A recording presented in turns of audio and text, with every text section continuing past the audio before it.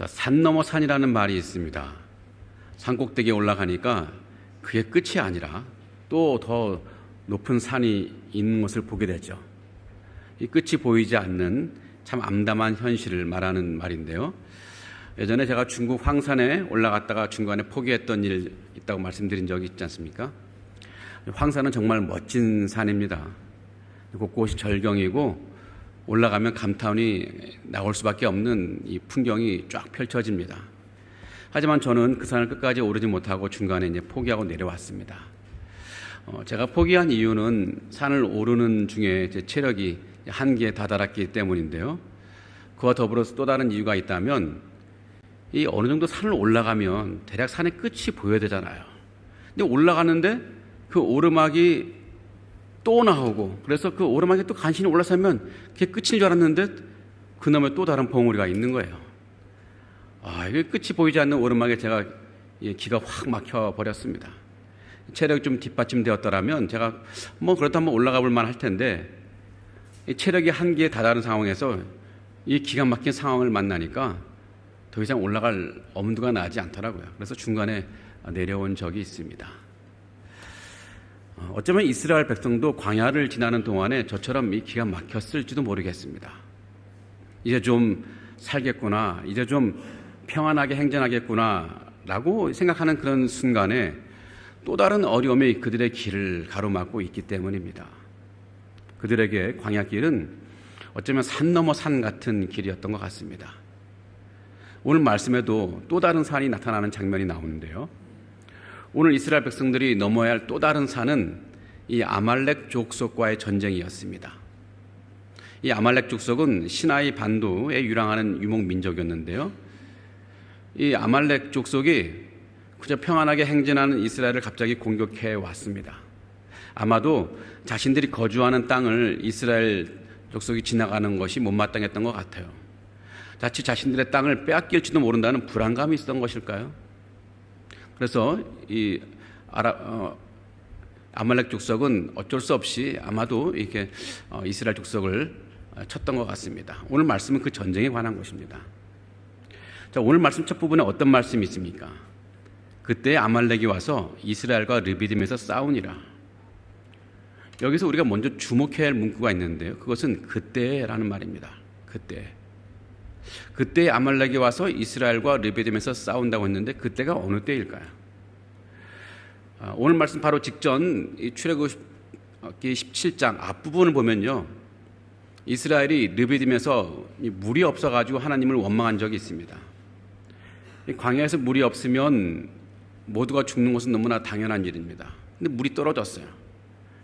그래서 이스라엘 백성들이 하나님께 원망하는데 그때 하나님은 또 속절없이 그냥 반석에서 생수를 터뜨리시는 놀라운 기적을 베푸시고 그냥 그들을 감싸고 보호하시는 거예요. 그들에게 물을 주셨어요.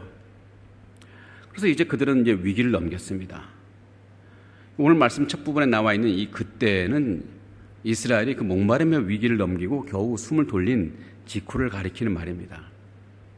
말하자면 그때는 이제 하나님의 은혜를 받고서 이제 살만하다. 이제 이스라엘이 잠시 안도하고 있을 때를 가리키는 말이죠.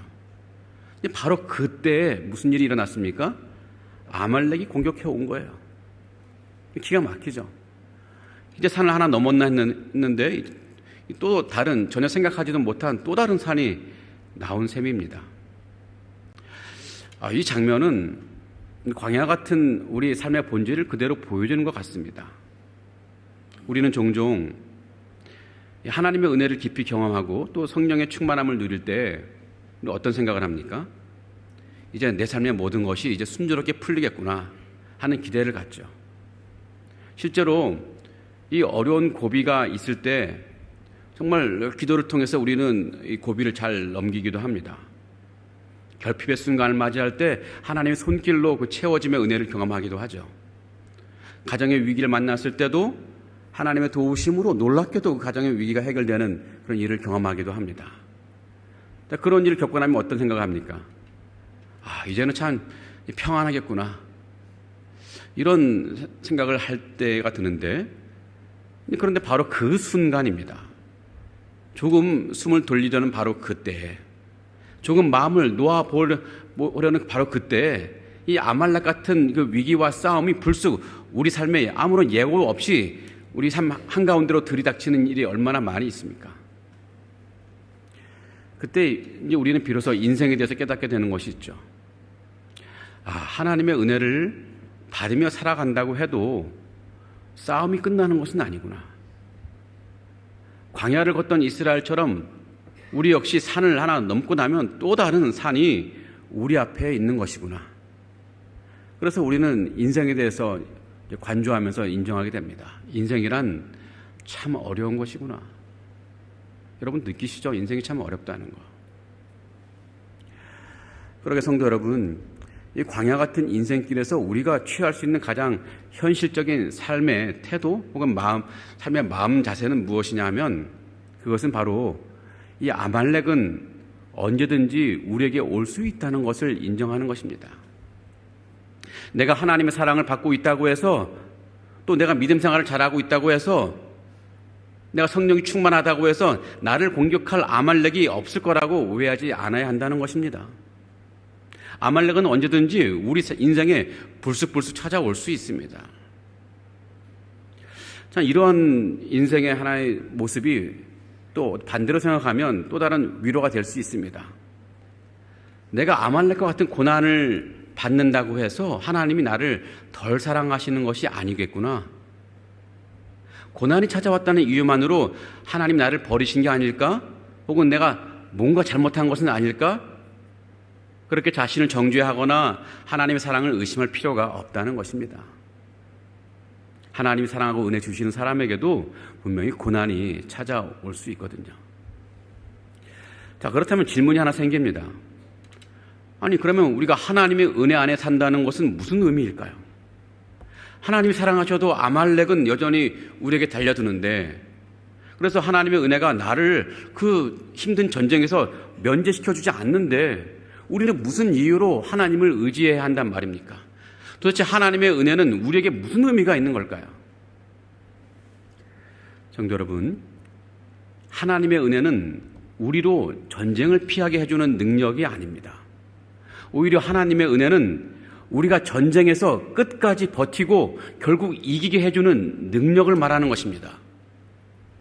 하나님의 은혜는 우리에게 다가오는 수많은 고난을 막아주는 보호막을 제공하는 것이기도 하지만 더 중요한 것은 그 고난 한가운데서도 결코 무너지지 않게 해주시고 견디게 해주시는 것이고 결국은 승리하게 해주는 힘을 제공해 주는 것, 그것이 하나님의 진짜 은혜인 것입니다. 중국 속담에 이런 말이 있습니다.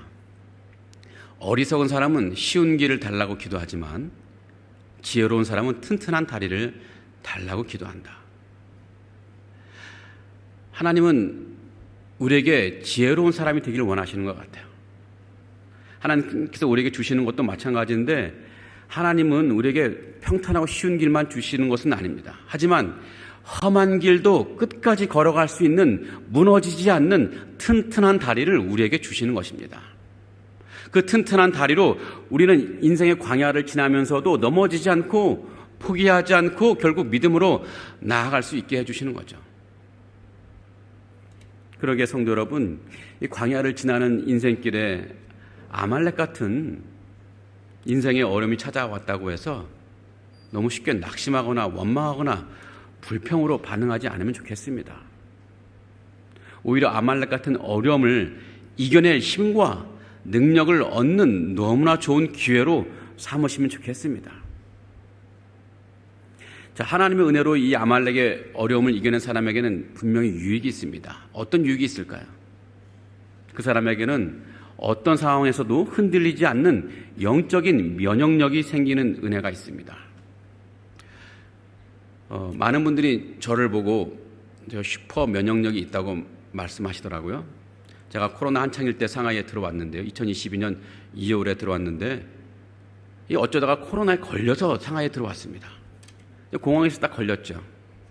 그래서 그 후로 제가 25일 동안 저기 진산구에 있는 푸담대 병원에서 꼼짝없이 그 20피트 컨테이너 박스에 갇혀 살았더랬습니다. 기가 막힌 일이죠. 거기 나와서도 그 이후로 또 이런저런 이유로 또 격리되고 봉쇄되고 해서 제가 한 100일 동안 밖을 나오지 못했습니다. 참 그런 기가 막힌 일이 있었는데, 그런데 어찌된 일인지 그 이후로 제가 코로나에 걸리질 않았습니다. 다른 사람들은 그 이후로 여러 번 걸렸어요. 특별히 2022년 12월에 아마 대유행했었죠. 중국에 거의 90% 이상 걸렸을 텐데 그때 2022년 12월에 중국 체류하는 모든 분들이 다 코로나에 걸렸지만 저만 안 걸렸어요. 그 이후에도 한 번도 봄에 또 코로나 한 번 유행했는데도 불구하고 저만 안 걸린 거예요. 다른 분들은 다 걸려가지고 교회 안 나오시고 또 심지어 교역자들도 걸렸다고 교회 안 나오는 거예요. 집에서 쉬는 거예요. 그래서 한편으로는 남들 쉴 때 쉬지 못하는 아쉬움이 있기도 하지만, 다른 한편으로는 그래도 담임 목사가 교회를 지켜야지 하는 감사하는 마음을 또 갖기도 했었습니다. 그러니까 확실한 면역이 생겼던 것 같아요. 여러분, 면역이 생기면 다른 질병이 와도 어지간해서는 병이 걸리지 않습니다. 충분히 이겨낼 수 있는 힘이 있어요. 우리 믿음 생활에서도 영적인 면역력이 한번 생기면 이전과는 우린 다른 삶을 살아가죠. 한번 넘어졌다가 하나님의 은혜로 다시 일어난 사람, 한번 울면서 기도하다가 다시 걸어간 사람은 다음에 사는 어떤 고난 앞에서도 쉽게 무너지지 않습니다. 또 다른 아말렉이 찾아온다 할지라도 그 사람은 그 아말렉이 무섭지가 않은 거예요. 오히려 담대하게 말할 것입니다. 하나님이 이전에도 나를 도와주셨듯이 이번에도 나를 도와주실 것이다. 이 믿음이 있기 때문에 그 어려움을 당당히 뚫고 지나가 버리는 거예요. 이런 영적인 면역력을 갖춘 그 사람이야말로 바로 진짜 믿음의 사람인 것입니다. 성도 여러분, 혹시 여러분을 지치게 하고 여러분의 믿음을 흔들고 있는 아말렉 같은 문제가 여러분의 삶에 지금 있습니까? 그것 때문에 혹시 한숨만 쉬고 계시지 않습니까? 더 이상 그것 앞에서 낙심하거나 물러서지 않으시면 좋겠습니다. 이제는 그 아말렉을 좀 믿음의 눈으로 바라보면 좋겠습니다. 물론 그 문제는 분명히 사탄이 여러분을 무너뜨리려는 공격일 수도 있습니다. 하지만 동시에 하나님께서 우리를 영적인 면역력이 있는 믿음의 사람으로 더 강한 믿음의 용사로 세우시기 위한 거룩한 연단의 기회일 수가 있습니다. 여러분, 이 기회를 절대로 놓치지 않으시면 좋겠습니다. 아말렉이 왔다? 그러면 어떻게 생각해야 됩니까? 영적인 면역력을 갖추는 기회로 삼으시는 여러분 되길 바란다는 것입니다. 여러분, 실제로 우리들의 믿음은요, 평안할 때보다는 평안하지 않을 때, 혹시 믿음이 오히려 쑥쑥 크고 치열한 믿음의 싸움 속에서 눈물로 기도할 수밖에 없는 평안하지 않은 이 상황 속에서 우리의 믿음이 자라고 우리의 영성이 성장하는 것 같습니다. 이 무릎 꿇을 수밖에 없는 힘겨운 자리에서 우리의 그런 담대함이 더 커지는 거죠. 하나님이 굳이 이스라엘 백성들을 왜 광야를 통해서 가나안으로 향하게 했을까요? 여러 가지 이유가 있지만 그 중에 아주 중요한 이유가 중에 하나가 이것일 것입니다. 광야를 지나면서 하나님은 이스라엘 백성들이 더욱 하나님의 백성으로 다듬어지고 온전한 믿음의 백성이 되도록 훈련시키기 위함인 것입니다. 우리도 마찬가지입니다. 우리가 고난에 아파할 때요, 하나님은 우리가 아파할 때 하나님도 아파하시죠.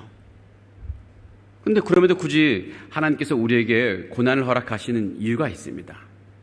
우리로 하여금 그 고난을 통해서 하나님의 사람으로 더 다듬어지고 온전한 믿음의 사람으로 훈련시키기 위해서인 것입니다. 그러기에 우리 인생에 아말렉 같은 어려움이 찾아올 때, 아니 하나님이 우리에게 그 아말렉 같은 어려움을 허락하실 때 우리는 어떻게 선포해야 될까요? 이 싸움도 분명히 하나님이 아시고 계시고 이 고난도 분명히 하나님 손 안에 있다. 이 어려움을 통해 나는 영적으로 성장하고 하나님의 사람으로 더욱더 다듬어질 것이다. 이런 믿음의 선포와 고백을 할 수 있는 사람은요, 고난이 두렵지 않습니다. 오히려 고난 속에서 더 단단해지고 이런 위기 속에서 더 정결해지고 결국 온전한 믿음의 사람으로 세워지는 것입니다. 이 시간 간절히 바라기는 이 믿음으로 오늘 우리 앞에 닥쳐온 이 아말렉을 담대히 좀 마주했으면 좋겠습니다. 또 기도로서 승리하며 또 하나님의 사람으로 더 다듬어지는 귀한 하나님의 온전한 믿음의 사람으로 나갈 수 있도록 주님의 이름으로 간절히 기원하고 축복합니다. 자, 성도 여러분, 오늘 말씀에는요, 그 아말렉과 같은 문제 앞에서 믿음으로 반응하면서 그 싸움을 이겨낸 한 사람이 나옵니다. 바로 이스라엘의 지도자 모세인데요. 그런 절박한 상황 앞에서 두려움에 빠지지 않았고 오직 하나님만 바라보면서 하나님께 나아갔던 사람이었습니다. 하나님을 의지하며 기도의 자리, 믿음의 자리로 나아갔던 사람이었습니다. 오늘 말씀 9절을 볼까요?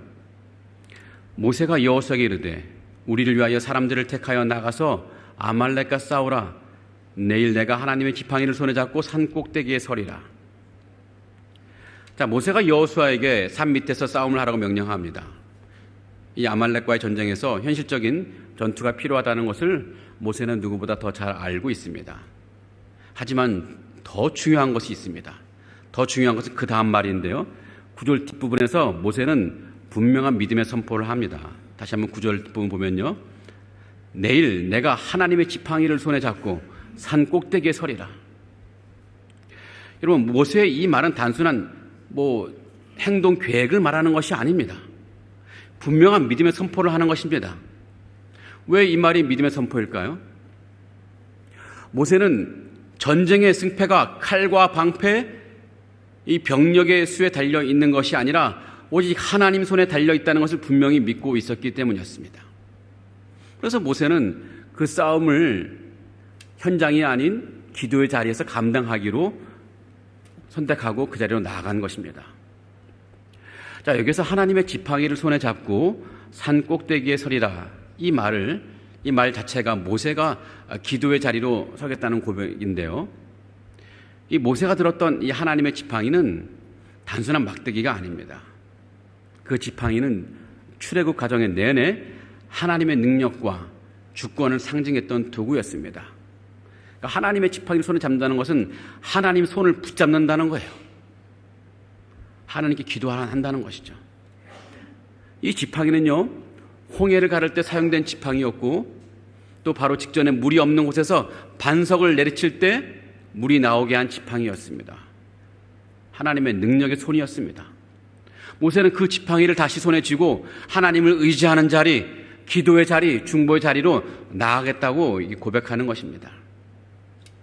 그래서 그는 전쟁터의 한가운데서 전쟁의 현장을 지휘하는 대신에 하늘을 향해 손을 들고 하나님의 도우심을 구하는 믿음의 자리에 서게 된 것입니다. 이것이 모세의 믿음이었습니다. 이것이 싸움을 모세가 이겨내는 방식이기도 했습니다. 자, 훗날 시편 121편 기자는 아마도 모세의 이 모습을 상상하며 시를 지었던 것 같습니다. 시편 121편 1절과 2절 시편 기자는 이렇게 고백합니다. 내가 산을 향하여 눈을 들리라. 나의 도움이 어디서 올까? 나의 도움은 천지를 지으신 여호와께서로다. 자, 시편 기자는 어려움을 당할 때 어떻게 했습니까? 산을 바라보며 외칩니다. 나의 도움이 어디서 올까? 나의 도움이 어디서 오냐 하면 내 힘이나 세상의 환경이 아니라 오직 천지를 지으신 여호와께서 온다고 고백하고 있습니다. 그래서 하나님의 임재와 도우심을 사모하는 마음으로 자신의 시선을 하늘로, 저 산으로 하나님께로 향한다는 것을 고백하는 것이죠. 자, 모세는 지금 산을 향하여 눈을 들고 있습니다. 그래서 모세는 지금 전쟁이 벌어지는 저 평지 대신에 하나님의 임재를 사모하면서 산 위로 가서 서기로 결정한 것입니다. 나의 도움은, 이스라엘의 승리는 전쟁터에서 휘두르는 칼에서 나오는 것이 아니라 산 위에서 역사하시는 하나님께로부터 오는 것이라는 이 믿음 때문에 산을 향해 눈을 들고 저 산을 향해서 나아가겠다고 고백하는 것입니다. 그래서 다시 한번 모세가 결단하죠. 내가 하나님의 지팡이를 손에 잡고 산 꼭대기에 서리라. 다시 말씀드리지만 이것은 단순한 행동 계획을 말하는 것이 아니라 하나님께 그 싸움의 주도권을 온전히 맡기는 믿음의 선포였던 것입니다. 그래서 모세는 산으로 올라갔고 기도의 자리에 올라갔습니다. 성도 여러분, 우리는 이 산으로 올라가는 모세를 보면서 우리 자신에게 던져야 할 질문이 하나 있습니다. 우리 인생 가운데 아말렉이 쳐들어올 때 나는 무엇을 할 것인가 하는 것입니다. 나는 무엇을 할 것인가. 많은 사람들은 위기의 순간 또 어려움의 순간 아말렉이 쳐들어왔을 때 가장 먼저 눈앞의 문제를 해결하는 방법부터 찾습니다. 사람을 찾아가기도 하고 또 방법을 찾아내기도 하고 계획을 세우며 대책을 세우기도 합니다. 그것이 필요 없다는 말이 아닙니다. 현실적인 대처는 분명히 필요합니다. 하지만 성도 여러분, 그 무엇보다 먼저 해야 할 일이 있다는 것이죠. 바로 하나님을 향해 손을 드는 일입니다. 하나님이 계신 그 산으로 올라가는 것입니다. 기도의 자리로 나아가는 것입니다. 산 위로 올라간다고 하는 것은 내 힘을 내려놓고 하나님의 도우심을 구하겠다는 믿음의 고백입니다. 하나님 없이는 내가 이 문제를 해결할 수 없다고 인정하며 하나님께 모든 것을 맡겨드리는 고백인 것입니다. 그 자리는 고립된 자리가 아니고 도망치는 자리가 아닙니다. 하나님을 만나는 자리고 하나님의 능력이 흘러내리는 자리입니다. 여러분, 믿음이 없다면 사람은 기도보다 행동을 먼저 택하게 되어 있고 하나님이 보이지 않고 문제가 더 크게 보일 수밖에 없습니다. 그러기에 오늘 간절히 바라기는 이런 문제보다 하나님을 먼저 보는 믿음의 사람이 되기를 바랍니다. 아말렉을 보기보다는 하나님이 계신 산으로 먼저 올라가시는 여러분 되기를 바랍니다. 손을 들어서 거기서 하나님 만나게 되면 하나님이 우리를 위해서 우리 대신 싸워 주실 것입니다. 자, 물론 이 기도의 자리로 올라가는 것은 결코 쉬운 일이 아닙니다. 모세처럼 산으로 올라가기 위해서는 그냥 우리가 결단한다고 올라갈 수 있는 것이 아니고 믿음이 있어야 올라갈 수 있습니다. 믿음이 필요해요. 보이지 않는 하나님의 손에 대한 확신이 있어야 되고 보이는 문제보다 더 크신 하나님의 능력을 신뢰할 때야만 비로소 우리는 그 산으로 올라갈 수가 있어요. 자, 그렇다면 어떻게 하면 그 산에 올라갈 수 있을까? 그 믿음으로 가질 수 있을까? 모세는 어떻게 그런 믿음의 사람이 되었을까요? 모세가 처음부터 이런 훌륭한 믿음의 사람이었냐면 그렇지 않습니다. 모세가 처음부터 하나님의 능력을 믿었냐 하면 그렇지 않습니다. 모세는요, 떨기나무 가운데서 하나님의 부르심을 받았지만 처음엔 자신의 연약함을 바라보면서 연달아서 하나님의 부르심을 거절했던 사람이었습니다. 하나님이 모세에게 이스라엘 백성들을 구하라고 말을 했지만 모세는 번번이 거절하면서 무슨 말을 했냐면은 하나님, 내가 누구라고 제가 바로에게 가서 말을 한단 말입니까? 나는 말도 잘 못하는 사람입니다. 그러면서 주님, 그럴 바에는 차라리 다른 사람을 보내주옵소서. 보낼 만한 사람 보내시고 저를 보내지 마세요. 이렇게 물러서려 했습니다. 믿음이 없었던 거죠. 이렇게 모세는 믿음의 사람으로 시작한 것이 아니라 광야에서 두려움과 자기 불신 속에서 조금씩 하나님을 배워간 사람이었습니다. 하나님은 그런 모세를 포기하지 않으시고 결국엔 믿음의 사람으로 다듬어 주셨는데요. 모세가 비록 망설이고 두려워했지만 자의든 혹은 하나님의 뜻에 이끌린 것이든 한번 순종의 발걸음을 내디딜 때가 있었습니다. 그때 그 순종의 발걸음을 내딛었을 때 하나님은 그 순종을 헛되이 하지 않으셨습니다. 하나님은 모세에게 그 순종의 열매를 보게 하셨고 그 놀라운 그 열매, 그 결과를 통해서 하나님의 능력을 직접 체험하게 하셨습니다. 그 경험이 모세로 하여금 흔들리는 사람에서 확신에 찬 사람으로 또 두려움에 주저앉았던 사람에게서 믿음의 사람으로 일어서는 놀라운 은혜를 허락하신 것입니다. 그런 사람으로 빚어가시는 거예요. 그리고 이제 하나님은 그 모세를 사용하셔서 이스라엘 백성 전체를 믿음의 백성으로 다듬어 가시는 거죠. 이스라엘 백성들을 광야로 이끄신 하나님은 이제 모세를 통해서 이스라엘 백성들을 조금씩 믿음의 백성으로 다듬어 가시는 거예요. 여러 가지 좋은 샘플을 보면서 이스라엘 백성도 하나님이 정말 우리와 함께 계시고 우리를 사랑하시고 우리를 도와주시는구나, 이런 확신을 점점 갖게 되는 것이죠. 우리도 모세처럼 믿음의 사람이 될 수 있습니다. 믿음은 특별한 사람만의 것이 아닙니다.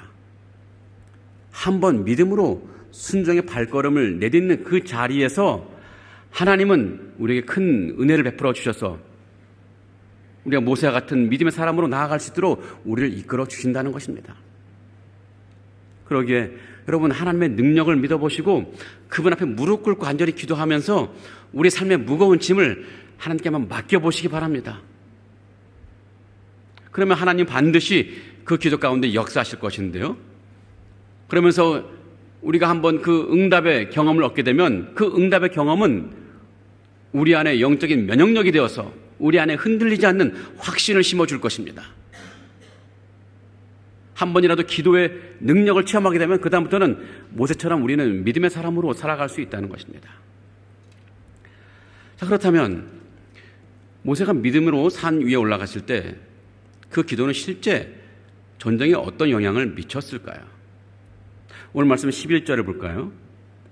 우리 다 같이 한번 11절을 한번 읽어보도록 하겠습니다. 시작. 모세가 손을 들며 네, 이 말씀 정말 기가 막힌 말씀입니다. 이 말씀은 기도의 능력이 얼마나 실제적인지를 보여주는 아주 명확한 증거입니다. 이 놀랍지 않습니까?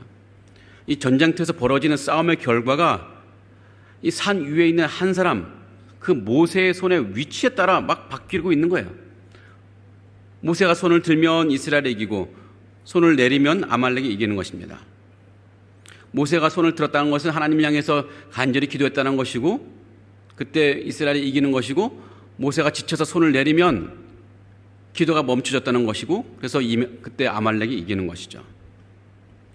논리적으로 설명되지 않습니다. 여러분, 하나님의 일에 대해서 논리적으로 설명받기를 기대하는 것 참 어려울 때가 많이 있습니다. 하나님의 일은 논리적으로 설명 안 될 때가 많아요. 이 전략도 병력도 무기도 지금 산 위에서는 언급되지 않고 있습니다. 오직 하나님을 향한 그 한 손이 그 전쟁의 판도를 막 바꾸고 있는 거예요. 자, 이 말씀은 한 가지 분명한 진리를 우리에게 가르쳐주고 있습니다. 기도는 단순히 하나님께 올려드리는 소망의 표현이 아닙니다. 기도는 실제로 전쟁의 판도를 바꾸는 영적인 무기입니다. 전쟁은 평지에서 벌어지고 있지만 진짜 싸움은 저 산 위에서 결정되고 있었던 것입니다.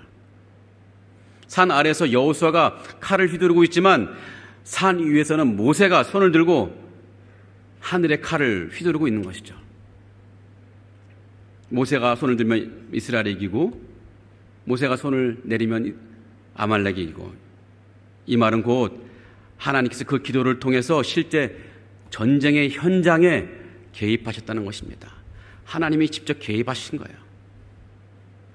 그러게 우리가 알아야 될 것은 기도라는 것은 단지 어떤 바람이나 종교적인 의무가 아니라 기도는 하나님의 주권을 인정하고 그분의 개입을 초청하는 신앙의 행동인 거예요.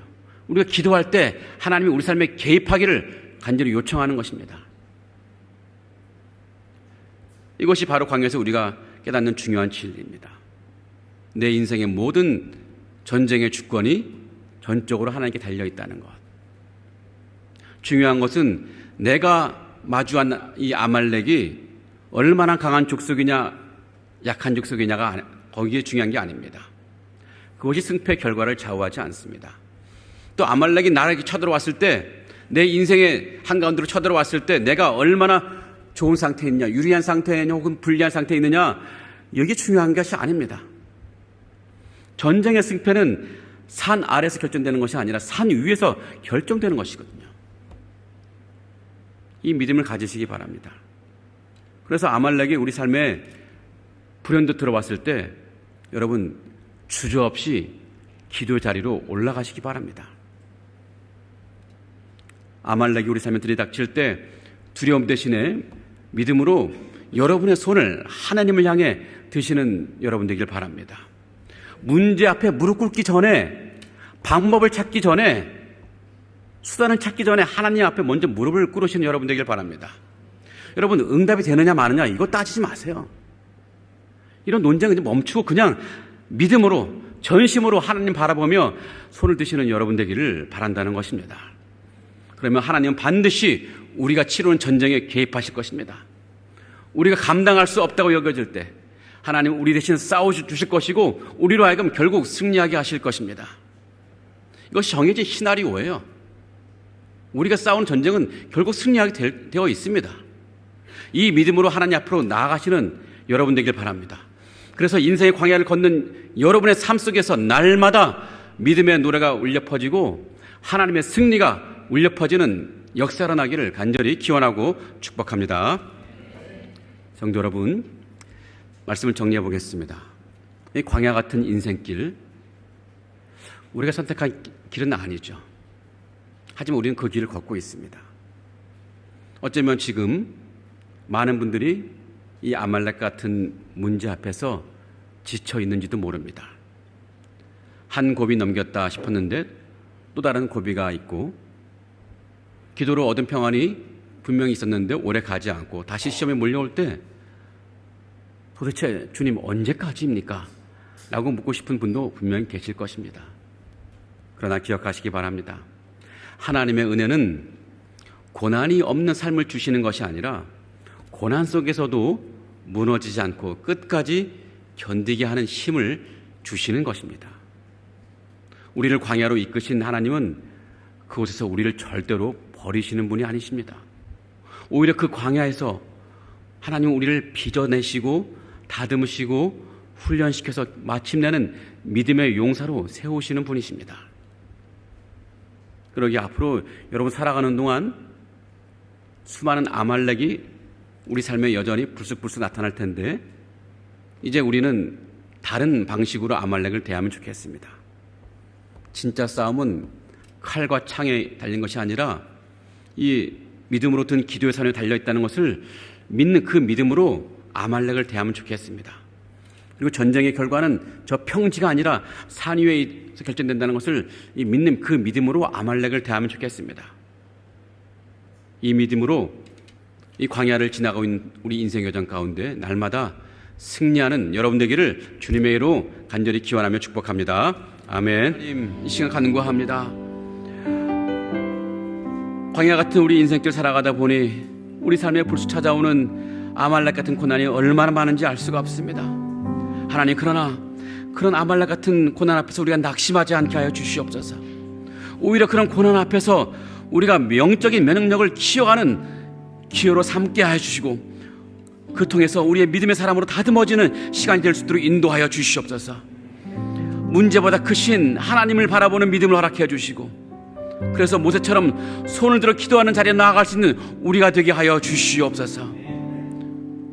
우리가 문제를 당했을 때 우리가 싸우는 자리에 설 것이 아니라 기도하는 자리에 서게 하시고 또 주님 앞에 두 손을 들고 나아가는 인생이 되게 하여 주시옵소서.